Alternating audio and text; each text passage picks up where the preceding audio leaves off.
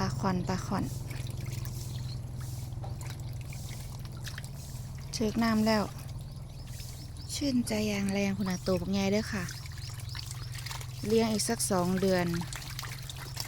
น่าจะมีไข่บางตัวก็ไข่แล้วบางตัวก็ยังบ่ไข่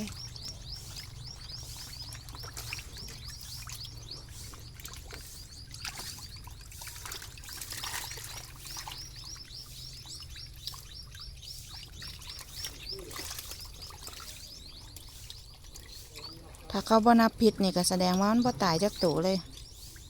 แต่ว่าถ้านับผิดก็บ่ได้มา11 ตัว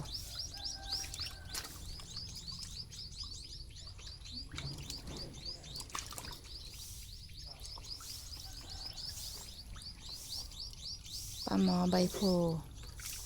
เป็นที่น่าภูมิใจ